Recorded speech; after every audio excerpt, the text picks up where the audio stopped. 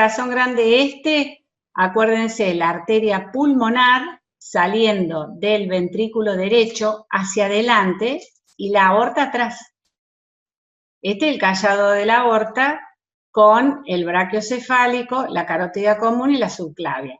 Entre estos dos, entre la arteria pulmonar, se me fue, que la ven ahí, ven la pulmonar ahí y ven el callado.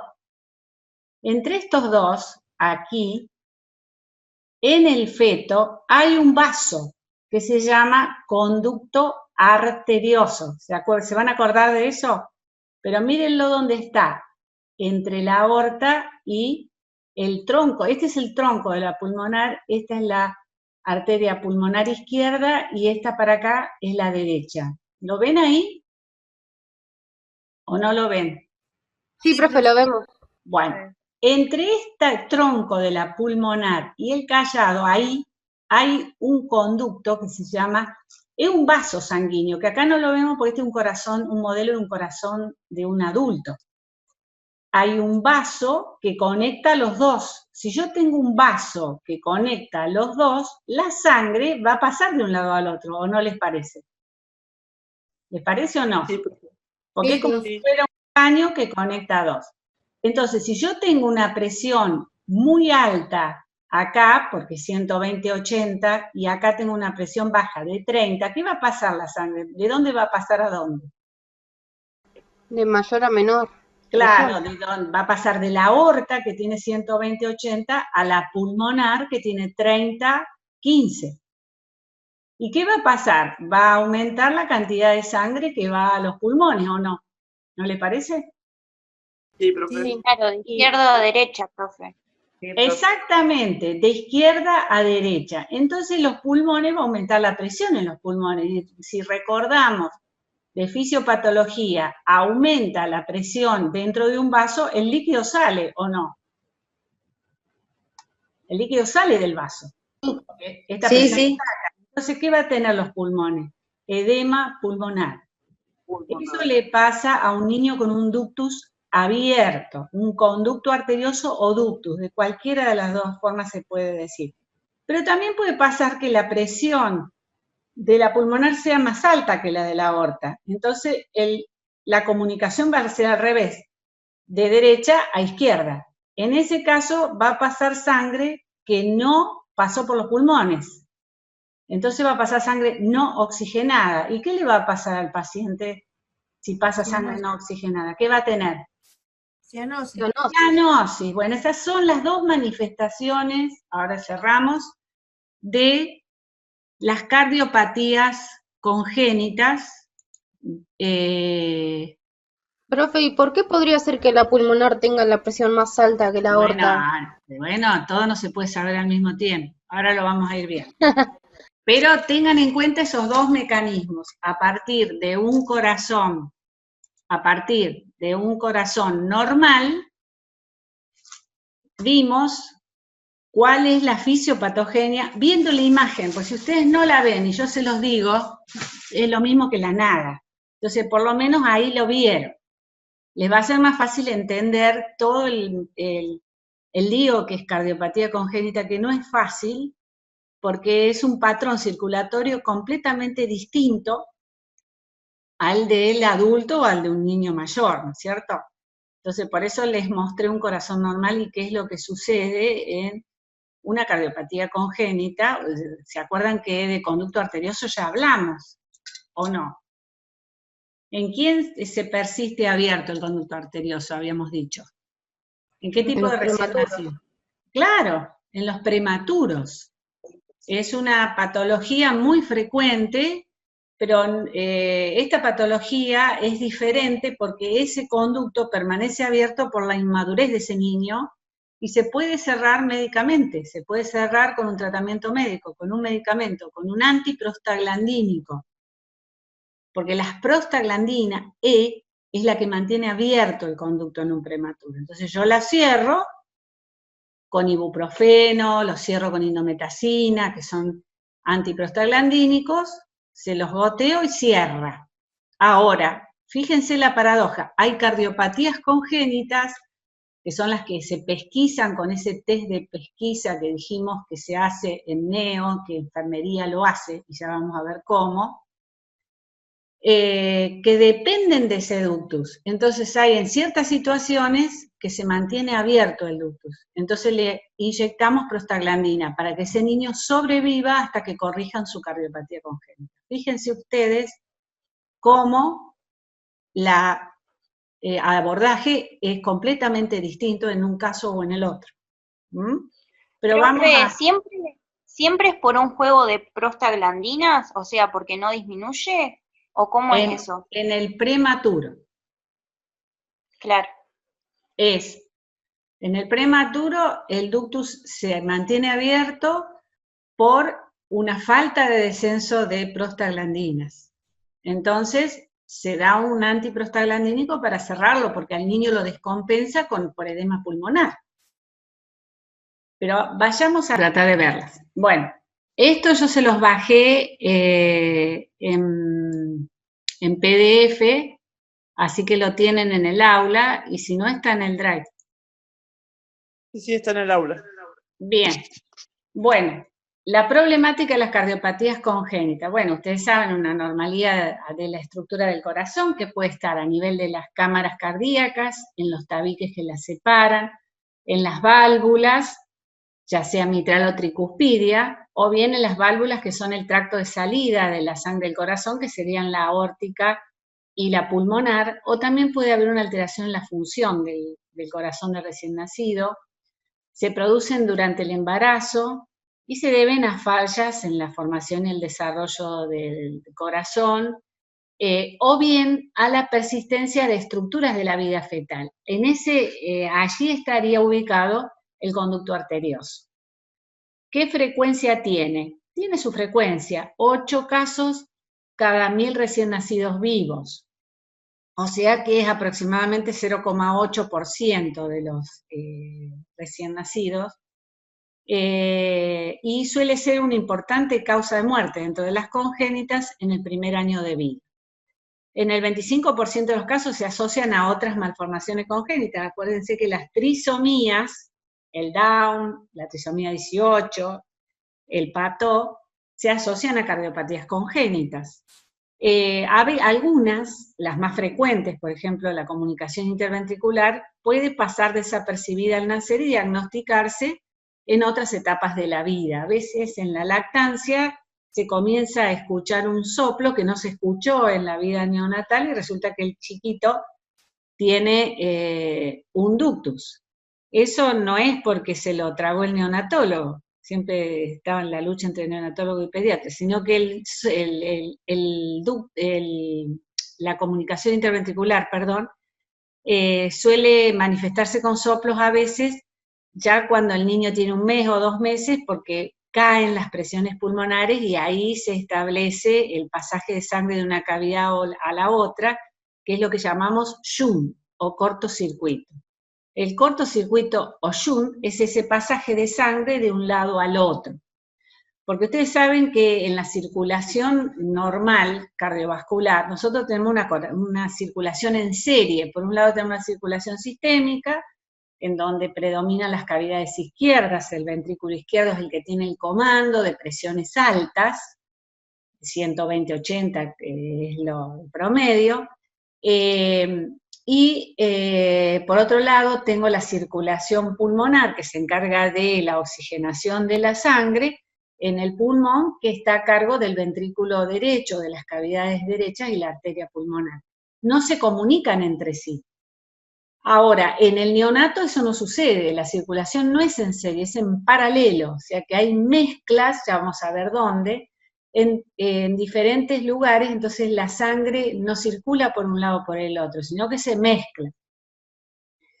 Los factores de riesgo en una embarazada para tener un hijo con algún problema cardíaco son la diabetes gestacional, la diabetes mellitus, en donde puede producir cardiopatías congénitas como las obstrucciones del ventrículo izquierdo, que son muy graves, que muchas veces requieren trasplante pulmonar, que es la hipoplasia del ventrículo izquierdo, la hipertrofia septal asimétrica, Septal se refiere al tabique interventricular, que muchas veces obstruye el tracto de salida de la aorta, que es reversible, o sea, está presente los primeros 6 o 7 meses de la vida y después desaparece. Y defectos a nivel de septal es septum, es tabique, a nivel del tabique interventricular. O sea, puedo tener hipoplasia del ventrículo izquierdo por una obstrucción en el ventrículo izquierdo, una hipertrofia septal asimétrica o una hipertrofia del tabique asimétrica y comunicaciones interventriculares. La mamá con lupus eritematoso sistémico suele tener niños con bloqueos auriculoventriculares congénitos. Esto es una alteración a nivel del sistema de conducción del corazón, en donde a nivel del nodo aurículo-ventricular se bloquea el pasaje del impulso de la aurícula a los ventrículos, y estos chicos tienen bradicardias muy importantes. El neonato, ustedes saben que tienen un gasto cardíaco muy dependiente de la frecuencia cardíaca, entonces estos niños que tienen frecuencias por debajo de 100, son niños que se descompensan mucho porque tienen gastos cardíacos bajos. Entonces muchas veces hay que ponerles marcapaso a estos chicos. A veces nos ha pasado casos que se ha diagnosticado el lupus en la madre a raíz de que tuvo un hijo con un bloqueo AB congénito. Eso recuerdo un caso que tuvimos una vez. La rubiola congénita, o sea, la mamá que tuvo rubiola, afortunadamente esto pasó a la historia gracias a la vacuna, y esto sería un fundamento para las personas antivacunas, que yo he visto muchos rubiolas congénitas, fetos muy secuelados, y una de las secuelas, aparte del retraso mental, la catarata congénita, o sea, el retardo de crecimiento, a veces el mortinato, o sea, la muerte o el aborto del niño, estos niños con rubiola congénita suelen tener ductus arterioso persistente o estenosis pulmonar periférica, o sea, estenosis a nivel del tracto de salida del ventrículo derecho. El abuso de alcohol en la mamá puede producir, por eso se recomienda que no se tome alcohol, estenosis pulmonar, comunicación interventricular. Esta es la sigla, cuando vean CIB es comunicación interventricular, o sea, defectos a nivel del tabique interventricular. El uso de trimetadiona produce tetralogía de Fallot. El litio, que se lo emplea, ustedes saben, en cuestiones mentales o trastornos emocionales, suelen producir anomalía de Epstein, que es una insuficiencia en la válvula tricuspidia, y el abuso de ácido acetil salicílico produce niños con hipertensión pulmonar persistente porque produce un cierre precoz del ductus arterioso en la etapa fetal. El conducto arterioso, si bien se cierra cuando el niño nace, si se cierra en el feto, puede ser incluso mortal en el feto porque es un conducto fundamental para la sobrevida del niño. La mayoría de los defectos cardíacos se toleran bien en la vida fetal. Ustedes por ahí piensan que un niño con una cardiopatía congénita es un niño que nace y hace un paro cardíaco. Pues no, la mayoría de los niños que tienen cardiopatías congénitas nacen bien. Son eutróficos, porque la forma de circulación de la sangre en el feto la mantenía compensada. El problema es cuando el niño nace y comienza a adaptarse y se cierra el conducto arterioso o se cierran los cortocircuitos que tenía, ahí empiezan los problemas. Porque estas tres estructuras que son exclusivas de la vida fetal, el conducto venoso, el foramen oval, el conducto arterioso, son fundamentales para el niño y son los que lo mantienen compensados. Entonces, cuando nace el niño y se cierran, ahí comienzan a presentarse las cardiopatías, que algunas veces sí. Puede ser que el bebé nazca con el CIB, pero la mamá sea sana. Totalmente. O sí la mamá tiene que tener algún problema. No. La herencia en las cardiopatías congénitas es multifactorial. Influye el ambiente, factores, por supuesto que madres que han tenido una cardiopatía congénita o que tienen antecedentes familiares tienen más riesgo que aquellas que no la tuvieron. Pero puede ser una mamá sana, claro, que hubo alguna cuestión en el desarrollo que llevó a que se produzca la cardiopatía. Mujeres que no tienen ningún antecedente, que no tomaban medicamentos. Bueno, hoy en día, con el consumo de sustancias, sobre todo de cocaína, puede haber una mayor incidencia de algunos problemas cardíacos, aparte que, por ejemplo, el consumo de cocaína favorece otras malformaciones, como que no hemos visto, no hemos tenido tiempo de ver, como, por ejemplo, la gastrosquisis, que es una malformación de la pared abdominal. Se ha visto un aumento de la incidencia de gastrosquisis, y en madres adolescentes, que se lo relaciona con el consumo de sustancias. Por ejemplo, ¿no? No quiere decir que todos los que consumen sustancias vayan a tener un hijo con gastrosquisis. No estoy diciendo eso. Y tengo otra pregunta. Las probabilidades son porcentajes, no se dan en todo. Sí, no sé ¿qué me querían preguntar? Sí, puede ser que a la madre en el embarazo no le hayan detectado hipertensión y ya por eso que el bebé nació así, o algo. No, en el embarazo, bueno, la hipertensión en la embarazada suele producir retardos de crecimiento del feto. Eso suele producir. Lo que sí, las ecografías y el ecocardiograma fetal que se hace por un cardiólogo infantil en las embarazadas de riesgo, ha aumentado el diagnóstico de cardiopatías congénitas de manera precoz, y esto permite derivar el paciente a un lugar que atienda, porque ese es el otro problema que tenemos. En nuestra provincia no hay atención de cardiopatías congénitas en la edad neonatal, no hay cardiocirujano que lo haga. Después sí viene un cardiocirujano de Buenos Aires, de Garrahan, a operar niños ya en edad pediátrica, pero no en la etapa neonatal por lo general. Entonces, si se lo diagnostica precozmente, se lo deriva a los lugares. Hay una red nacional de cardiopatías congénitas que va derivando los niños que nacen en la parte pública a los lugares que pueden corregir estas cardiopatías. La idea es que se atiendan en los lugares que más experiencia tienen.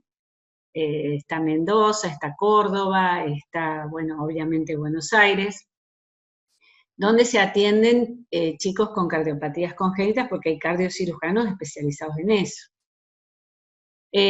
Bueno, la base es que el feto en los pulmones no se realiza el intercambio gaseoso. O sea, por un lado tenemos la persistencia de estas estructuras, por otro lado saber que en el feto no se hace el intercambio gaseoso en los pulmones, y por ende las arteriolas pulmonares están contraídas. El intercambio de gases y metabolitos se realiza a través de la placenta, y la sangre oxigenada de la placenta llega al feto por la vena umbilical. Acuérdense que es por la vena. Fíjense, acá la circulación más de oxígeno, de sangre más oxigenada, se hace por las venas, no por las arterias. El ventrículo derecho es el encargado de perfundir la parte inferior del feto, y el ventrículo izquierdo la parte superior del cuerpo, extremidades superiores, las arterias coronarias que irrigan el corazón, y las cerebrales. La circulación fetal, y acá comenzamos con un videito, me dicen si lo escuchan. Si no lo escuchan, lo explico yo. Esperemos que cargue. ¿Lo escuchan? ¿Escuchan o no? Profe, se escucha pero muy bajito. No escuchan, bueno, entonces lo explico yo.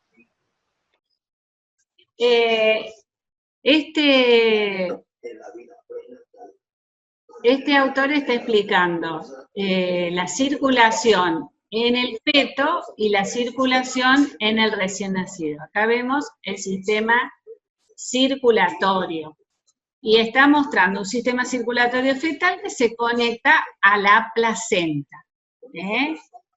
Recuerden ustedes que la placenta es la estructura a través de la cual se hace el intercambio entre la madre y el niño. Acá ustedes tienen la vena umbilical, Y este sistema tiene una serie de adaptaciones que llevan a que este feto vaya creciendo en la panza. Primero, las arterias umbilicales, que serían estas que están enrolladitas acá, son las que conducen sangre menos oxigenada. En cambio, la vena umbilical es la que lleva la sangre oxigenada. Después tienen el conducto venoso, que es este, que conecta la vena umbilical con la vena cava inferior. Después tienen el conducto arterioso, que era el que veíamos recién, entre el tronco de la pulmonar y el callado de la aorta.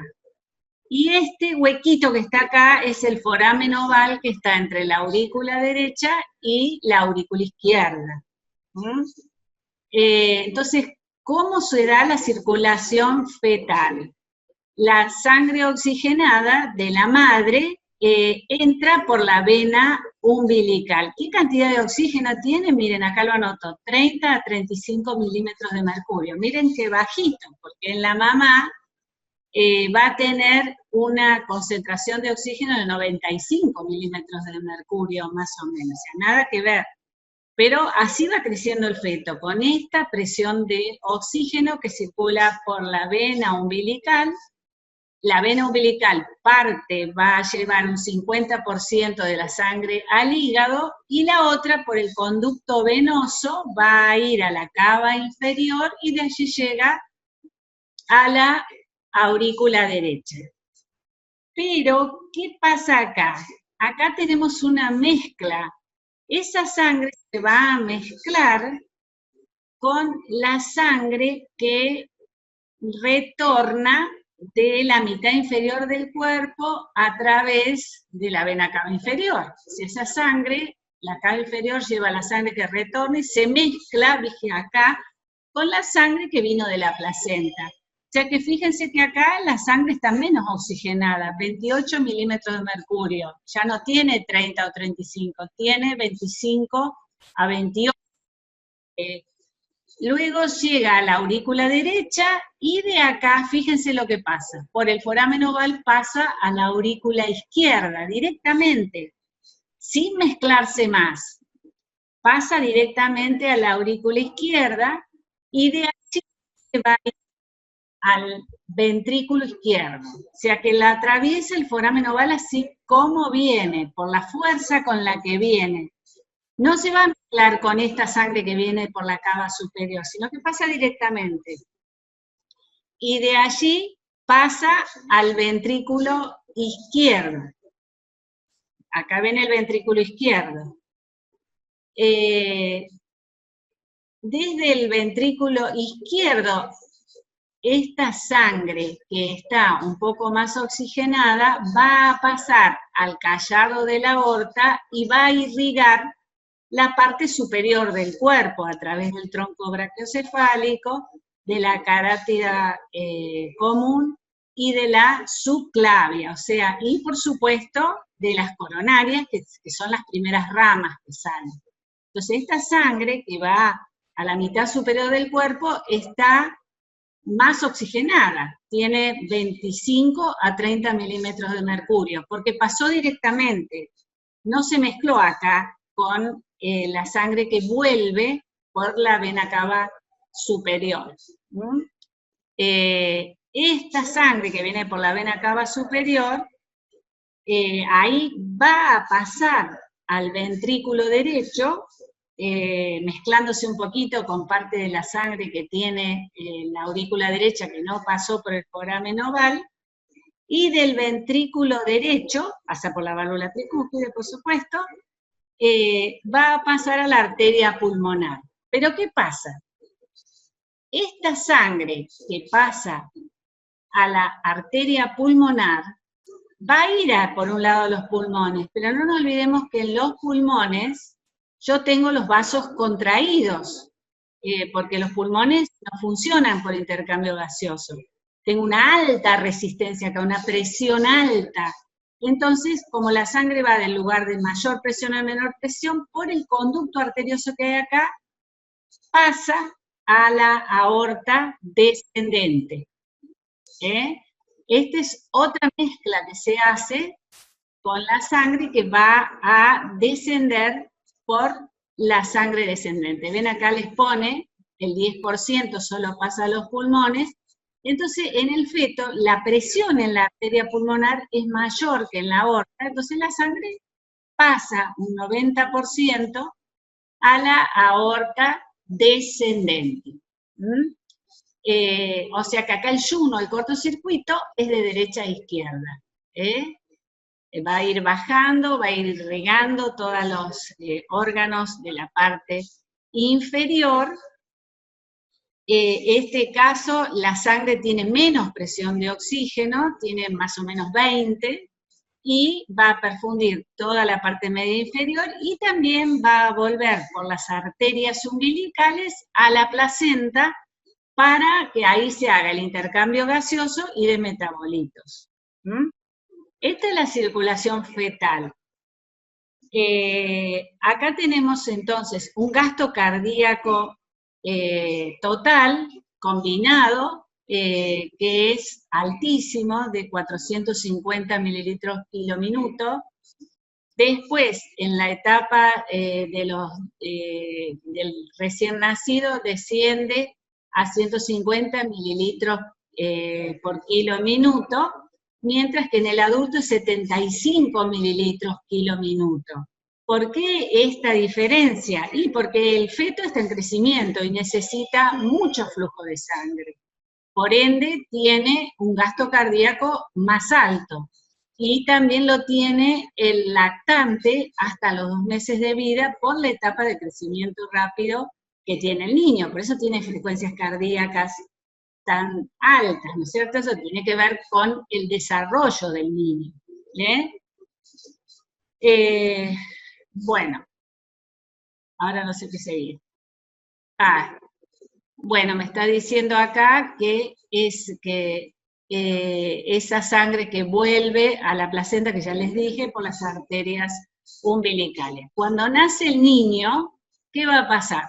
Lo primero que se produce es el cordón umbilical, desaparece la placenta, como lecho vascular de la circulación sistémica, y a su vez se inicia la respiración y se expanden los pulmones y se dilatan los vasos sanguíneos, o sea que cae la resistencia periférica a nivel pulmonar.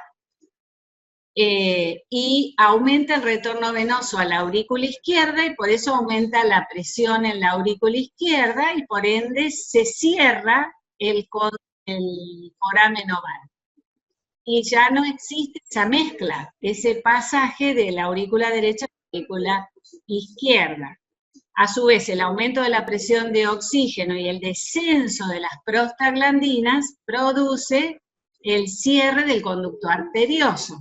Entonces, deja de pasar la sangre, acá ven cómo se abrió, se cerró, de la arteria pulmonar a la aorta.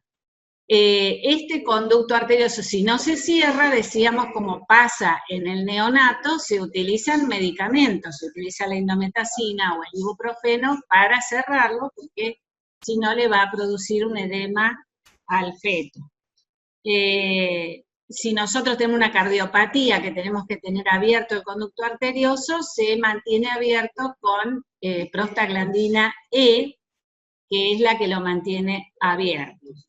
Bueno, entonces ahora vamos a ver qué pasa con todas estas estructuras. Se van atrofiando, se van desapareciendo y quedan algunos resabios. Por ejemplo, la alantoides, que es la membrana que cubre al cordón umbilical, va a quedar el uraco, que es un conducto que une la vesícula con el ombligo. El conducto foramen oval queda como la fosa oval, el conducto arterioso, el ligamento arterioso, y las arterias umbilicales, el ligamento umbilical, y la vena umbilical queda como el ligamento redondo del hígado, que está contenido en el ligamento falciforme. Estos son entonces los destinos de, ya me cansó este hombre que se escucha, de estas estructuras. No sé si me siguieron con la circulación fetal. ¿Les pareció completamente distinta? Es un lío, ¿no? Y a la del adulto sí. Es completamente distinta. Este videíto, Tal cual. véanlo todas las veces que necesiten para poder entenderla, más o menos entenderla. Sepan que hay mezclas y que hay estructuras que se cierran cuando el niño nace, y cuando no se cierran son un problema. ¿Qué síntomas puede tener el niño? Bueno, aparece el soplo siempre es el signo cardinal, todo el mundo escucha un soplo y dice, tiene una cardiopatía, y a veces son soplos inocentes, la mayoría de los soplos en los niños son inocentes, por supuesto que tienen ciertas características que señalan si es patológico o no, pero el soplo no siempre está presente en una cardiopatía. Puede estarlo, pero es un signo más. Hay otras cuestiones que orientan más hacia una cardiopatía y que son más preocupantes, como es la presencia de cianosis. Recuerden que la cianosis puede ser una forma de presentación. Me está hablando de, ya sea del pasaje de sangre no oxigenada del lado derecho al lado izquierdo del corazón por algún conducto, puede ser el conducto arterioso que no se cerró, con una presión pulmonar que se mantiene alta, puede ser a veces ese problema. Es un problema neonatal la hipertensión pulmonar, es una de las etapas de la vida donde la hipertensión pulmonar suele ser un problema, y que se trata, obviamente, de manera específica con oxígeno como vasodilatador o vasodilatadores, formas de ventilación. Entonces la cianosis siempre me está indicando o que puede ser un problema vascular con hipertensión pulmonar o que puede ser una cardiopatía congénita. No la acrocianosis que vemos normalmente en un neonato las primeras 12 o 24 horas de vida, que está presente en los deditos de las manos y de los pies, sino la cianosis central, que yo veo en las mucosas, en la boca, en los labios, a nivel de los ojos, esa cianosis, no cualquier cianosis. Obviamente que lo voy a saturar y ahí vamos a ver cómo pesquisamos las cardiopatías congénitas. Otra sintomatología es la insuficiencia cardíaca. La insuficiencia cardíaca en el neonato es sinónimo de dificultad respiratoria. Ustedes van a ver un niño con taquipnea persistente, con tiraje, que transpira, es muy raro que un neonato transpire, que se alimenta con dificultad, que se agita mucho cuando toma, y por ahí se pone medio pálido. Esos son los síntomas de insuficiencia cardíaca en un neonato. No es el edema que vemos en el adulto, es sobre todo la dificultad respiratoria. El niño no les va a decir, pero es la disnea, tiene dificultad para alimentarse, la escasa ganancia de peso, y las diferencias de saturación entre el brazo derecho y el brazo izquierdo mayores a 10. El ecodoppler color, por supuesto, es el elemento diagnóstico no invasivo más importante, donde muestra las estructuras cardíacas, cómo son los flujos sanguíneos a través del Doppler, muestra los grandes vasos, arterias, pulmonar, aorta, de dónde se originaron. Recuerden que siempre la pulmonar está delante de la aorta, porque a veces se originan al revés, hay una transposición, y también se comprueban las diferencias de presión entre las cavidades. La radiografía de tórax también es útil, valora el tamaño del corazón, si los pulmones están perfundidos o no, si hay congestión o edema, o sea, yo en los pulmones puedo tener por un lado congestión y edema, y por otro lado puedo tener pulmones hiperclaros, no hay vascularización. Eso se da en la hipertensión pulmonar, están los vasos contraídos. O bien puede ser una estenosis pulmonar en donde la sangre no va al pulmón, entonces veo pulmones hiperclaros, negros, sin trama, le decimos nosotros, sin vasos. Acuérdense que los vasos, la sangre se ve blanca en la placa. Y el electrocardiograma me puede revelar o agrandamiento de cavidades, y yo no lo puse acá, la presencia de arritmias. El cateterismo cardíaco ya es invasivo, recuerden cuando vimos vasos sanguíneos que se hace a través de los vasos femorales, la vena o la arteria femoral, que permite estudios angiográficos, hemodinámicos, y que suele ser terapéutico y tiene un excelente periodo de recuperación. Se introduce un catéter radiopaco y el catéter suele tener aditamentos, pueden colocarse stents a través de los catéteres, o sea que realmente el cateterismo es un proceso invasivo, pero es percutáneo, o sea, no es tan invasivo como abrir un tórax. Acá está la clasificación de cardiopatías congénitas. En general, estas las clasifica en base un poco a la fisiopatogenia, a los síntomas. Tenemos acianóticas, que decir sin cianosis. Por un lado tengo las cardiopatías sin cianosis. Dentro de esas las clasifico de acuerdo a que yo tenga un cortocircuito, o lo que se llama en inglés shunt. El cortocircuito de izquierda a derecha, ya hablábamos de ese cortocircuito que va desde la circulación sistémica a la circulación pulmonar, que puede ser a través de un defecto en el tabique interventricular, lo que se llama CIB, es la sigla, a través de la comunicación del tabique interauricular, lo que es la CIA, que es la sigla, el ductus arterioso, un canal auriculoventricular, que es es un defecto más amplio, en donde se asocia alteraciones del tabique interauricular con defectos en las válvulas, mitral o tricúspide. Ese es un defecto muy común en el síndrome de Down. Un drenaje venoso anómalo pulmonar, qué raro esto, ¿no? ¿Qué quiere decir? Las venas pulmonares no desaguan como 4 venas en la aurícula izquierda. Eso es una cardiopatía muy poco frecuente y difícil de entender, pero sepan ustedes que esto se trata de que las 4 venas pulmonares no desembocan de esa manera en la aurícula izquierda. También pueden ser obstructivos. Sí. Tuviera ese shunt de izquierda a derecha, entonces tendría una insuficiencia cardíaca derecha o tendría que avanzar más. Tendría una insuficiencia cardíaca con edema pulmonar e hiperflujo. Sería una insuficiencia cardíaca, acá ya más biventricular, porque la sangre que se te va de un lado para el otro se resta a la circulación sistémica y te inunda la circulación pulmonar. Entonces el chico lo que va a tener es una dificultad respiratoria, pulmones con mucha trama, porque tiene mucho flujo. Ahora vamos a ver los ejemplos, vamos a ver videitos que te van a aclarar esto. Otra forma de cardiopatía es la obstructiva del corazón izquierdo. ¿Qué quiere decir obstructiva? Que están tapadas ya sea la válvula aórtica, que es la que sale del ventrículo izquierdo, o la aorta, puede ser la aorta ascendente, en este caso la coartación aórtica, por ejemplo. Coartación quiere decir que está cortada, está obstruida. Esa coartación puede ser anterior al ductus, recuerden ustedes que estaba el ductus entre el tronco de la pulmonar y el callado. Bueno, puede ser anterior a ese ductus, entonces esa es una cardiopatía grave, compleja, que se descompensa el niño inmediatamente, porque el ventrículo izquierdo no está bien desarrollado, porque por ahí no circuló la sangre. Por donde no circula la sangre no se desarrolla.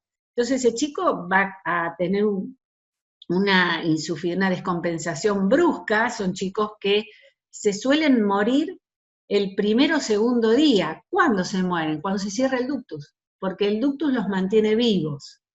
El conducto arterioso los mantiene vivos. Cuando se cierra el conducto ya no tengo manera de que la sangre pase hacia la aorta.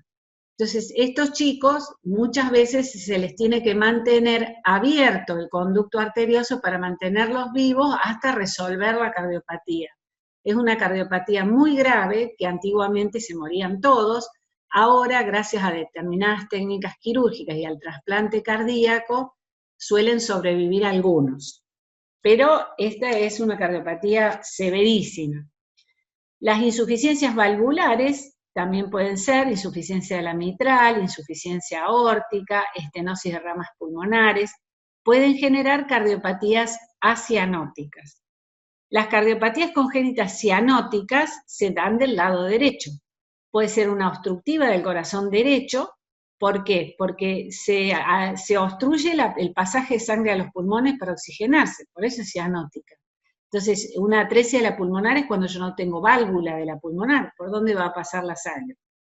directamente la sangre no pasa para oxigenarse. Ese chico adentro del útero no tenía problema porque lo oxigenaba la placenta, pero cuando nace y esto está cerrado, en algún lado la sangre tiene que pasar al pulmón para oxigenarse.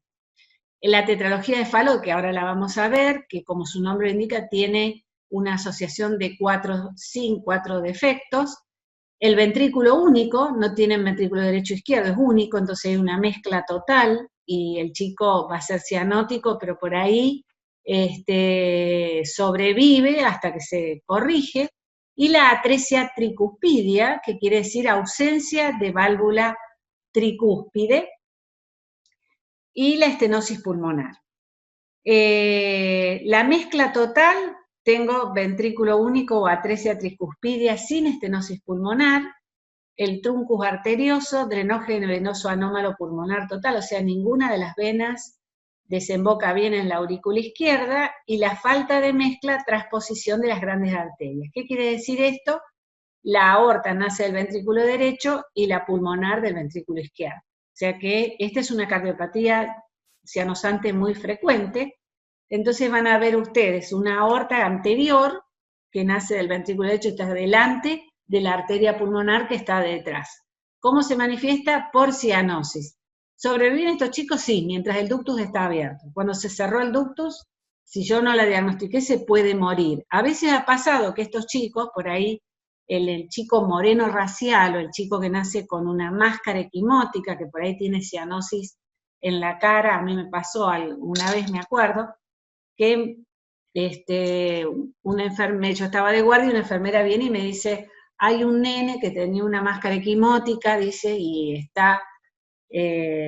tiene una máscara equimótica, recuerden, es cuando el cordón está enrollado en el cuello, y nacen con cianosis, o sea, hemorragia en la cara, entonces están moraditos. Entonces tiene máscara equimótica, no hay problema. Hace muchos años atrás no se hacía la pesquisa de cardiopatías congénitas en ese momento. Entonces, cuando viene a la semana por bilirrubina, seguía cianótico. Y a mí me llamó la atención, porque una máscara ya a esa altura tendría que haberse, no tenía soplo, nada el niño.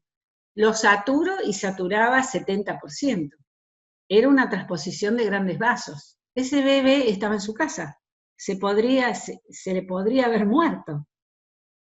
Bueno, obviamente lo diagnosticamos, lo derivamos a Buenos Aires, sobrevivió, pero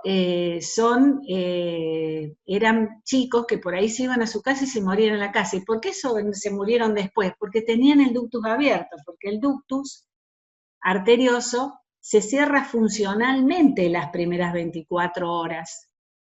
Y quien dice 24 puede decir 48, y yo le doy el alta a las 48 horas de vida al niño.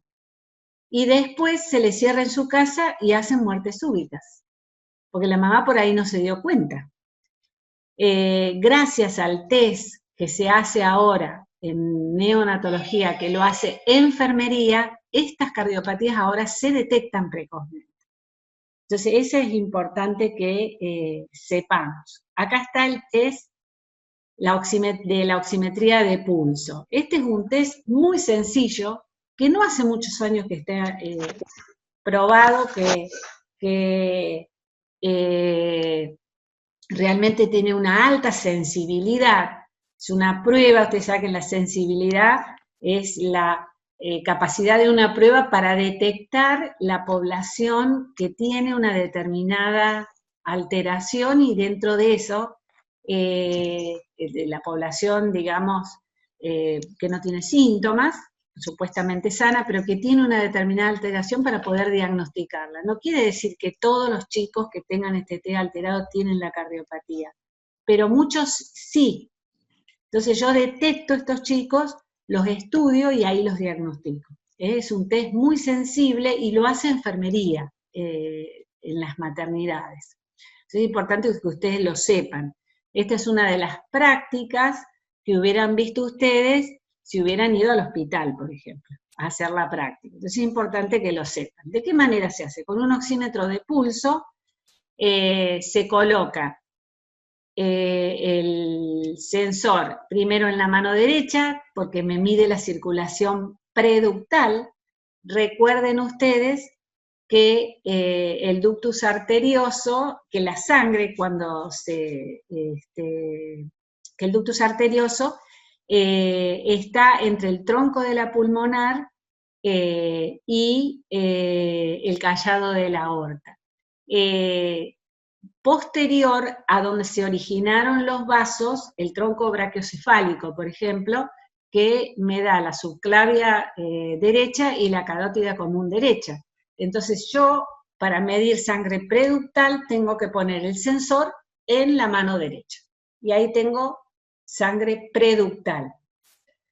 Si me da una saturación de 95%, o sea, primero lo coloco en la mano derecha y marco la saturación. Y después mido la saturación en el piecito izquierdo, por ejemplo.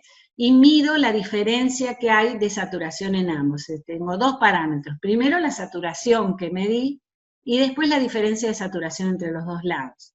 Si yo tengo una circulación dependiente del ductus, o sea, una cardiopatía que tiene que depende del ductus, voy a tener diferencia de saturación entre la sangre preductal y postductal. ¿Qué diferencia voy a tener? De 4 o más. Y voy a tener una baja saturación. Entonces yo tomo para el diagnóstico esos dos parámetros. Si el paciente tiene una saturación de 95% o más, no tengo duda, ese paciente está bien. ¿Cuándo se hace esta prueba? Partamos de ahí, a las 24 horas de vida. ¿Por qué? Porque el ductus suele estar cerrándose a las 24 horas de vida. Entonces ahí es más probable de que la prueba, si el paciente tiene algún problema, me detecte ese paciente. Entonces siempre se debe hacer a las 24 horas de vida. Entonces si yo tengo una saturación de 95% o más, en la mano derecha o en el piecito izquierdo, y una diferencia de 3 o menos, el paciente está bien, se da de alta. El test es negativo. Ahora, si la saturación es un poco más baja, 90-94% en la mano derecha, y en el pie, o tiene una diferencia de 4 puntos o más, ese test es dudoso. Entonces, ¿qué hago? Lo tengo que repetir. A la hora, lo repito. Sigamos esta línea. Cuando lo repito, si la saturación me da bien, o sea, 95 o más, o la diferencia es de 3 o menos, ese paciente se da de alta. Si me vuelve a dar esa alteración, o sea, 90-94 o una diferencia de 4 puntos o más, ese paciente hay que repetir el test en 1 hora. Si el paciente me da normal, lo doy de alta, y si me sigue dando anormal, se considera positivo y hay que informar al médico. Generalmente se lo hace ver por el cardiólogo. Ahora, ¿cuándo considero positivo de entrar al test? Cuando me da 89% en la mano derecha o menos, este test se considera, o en el pie, se considera positivo y hay que avisar al médico, lo ve el neonatólogo y allí se diferencia si es un problema de hipertensión pulmonar, o sea, es solo un problema vascular, o si es una cardiopatía congénita. O sea, esta prueba es importante que ustedes la sepan, porque es una prueba vital que ustedes van a hacer y que hay que saber interpretarla. Incluso va en la libreta, ustedes tienen que anotar en la libreta y anotan quién la hizo. Tengan en cuenta eso. Entonces, el que la hizo la tiene que saber interpretar, para saber cuándo avisar al médico. ¿Se dan cuenta? Porque es importante saberla. Profe, ¿le puedo hacer una consulta? Sí, sí. Por ejemplo, en las cardiopatías congénitas acianóticas, por ejemplo, la oximetría de pulso me puede dar negativa y yo no puedo descartar una cardiopatía en ese caso. ¿Cómo lo evalúo? La pregunta, porque yo no te lo dije. Está muy bien. ¿Para qué sirve estas pruebas? Para detectar las cardiopatías congénitas cianóticas dependientes del ductus arterioso. No para detectar las acianóticas. ¿Está contestada? Sí, O profe, sea, y en ese caso, ¿qué haríamos? ¿Un no, ecocardiograma? no, porque esta prueba, ¿qué tiene por objetivo? Detectar las cardiopatías más graves en las que hay que intervenir para salvarle la vida al chico. Las demás son cardiopatías que se irán diagnosticando en el transcurso de, ya sean los controles neonatales o pediátricos, o incluso a veces de los adultos. Hay cardiopatías congénitas que se detectan en adultos. Por ejemplo, la comunicación interauricular, que es la cardiopatía más solapada. Entonces, hay cardiopatías que no se diagnostican hasta que la persona es más grande. Acá el objetivo es detectar esos neonatos que antes iban a la calle y se morían en su casa. Porque hay algunos que ni bien nacen ya sabemos que tienen la cardiopatía o que vienen con el diagnóstico prenatal. Entonces, entre el diagnóstico prenatal y esta prueba se ha logrado captar estos pacientes precozmente y disminuir la mortalidad infantil mucho, porque antes se morían estos chicos. ¿Qué cardiopatías son? Dentro de las más frecuentes, la transposición de grandes vasos es una, también puede ser el Fallot,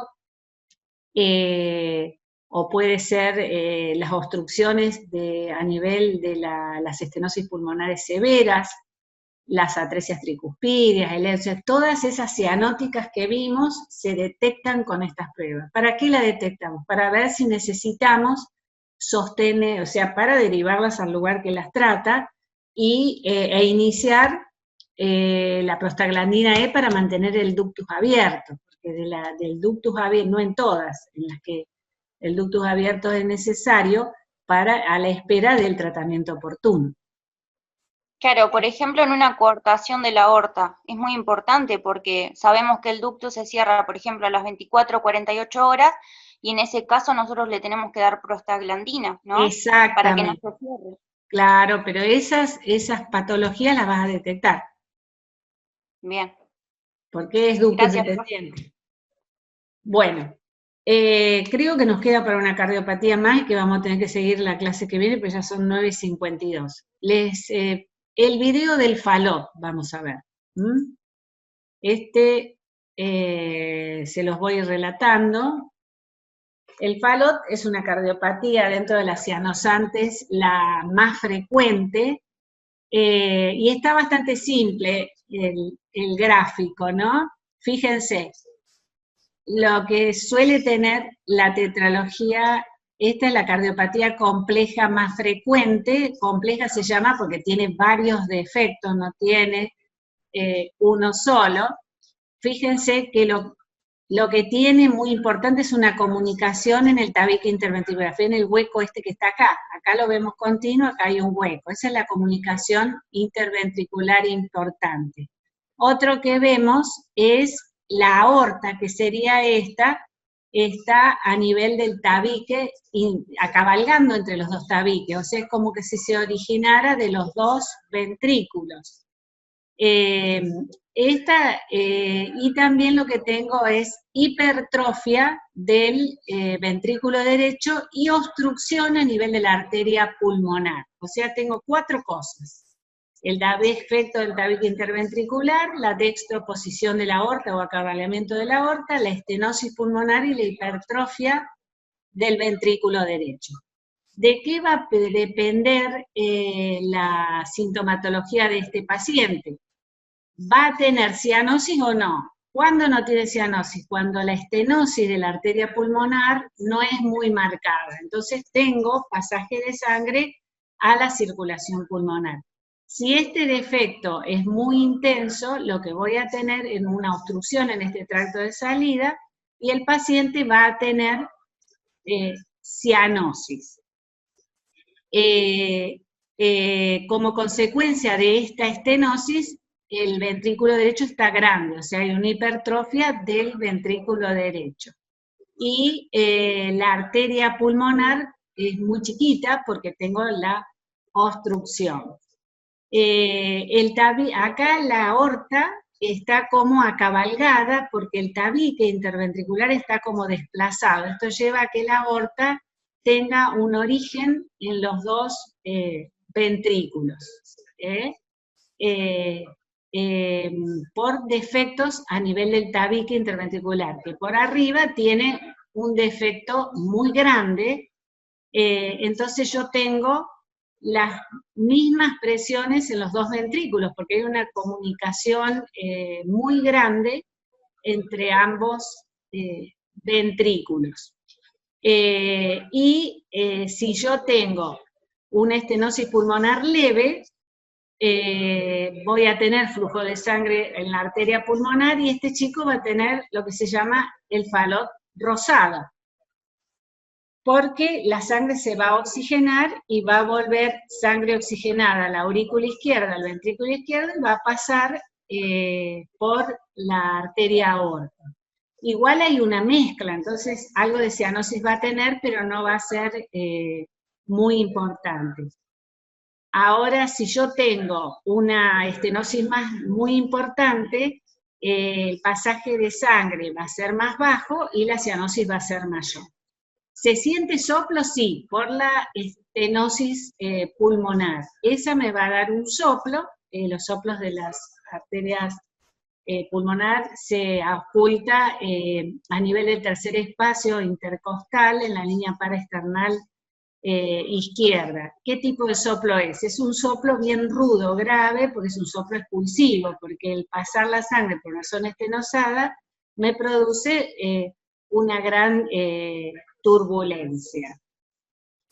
Entonces, en estos casos, la clínica va a ser mucho más aparatosa que si acá yo no tengo una estenosis pulmonar importante. ¿Qué va a pasar si la estenosis es muy importante? No voy a tener un buen flujo pulmonar, voy a tener pulmones claros porque va a pasar poca sangre a los pulmones. Entonces voy a tener un hipoflujo pulmonar. En síntesis, entonces, ¿qué tiene la tetralogía de Fallot? Un defecto en el tabique interventricular importante, grande, no restrictiva porque la mezcla es total, un acabalgamiento de la aorta, una estenosis pulmonar, y una hipertrofia del ventrículo derecho y un flujo pulmonar o disminuido o ausente dependiendo del grado de estenosis pulmonar que voy a tener, y es una cardiopatía que suele tener soplo. Esta cardiopatía es una, los voy a dejar por ahora, porque me parece que ya es mucho. Dentro de las cianosantes es la cardiopatía más frecuente. Que suele tener una sobrevida, si se diagnostican precozmente, incluso muchas nacen con el diagnóstico intraútero porque la malformación es bastante evidente, porque se ve un origen anormal de la arteria aorta como cabalgando entre los dos tabiques, como si estuviera entre los dos. Se ve el defecto interventricular importante, y un grado de estenosis pulmonar variable. Son compatibles con una sobrevida normal, pero bueno, tenemos que estar alertas y diagnosticarlo, ya sea prenatalmente o postnatalmente, como ya les dije, con esta prueba que se hace a las 24 horas de vida,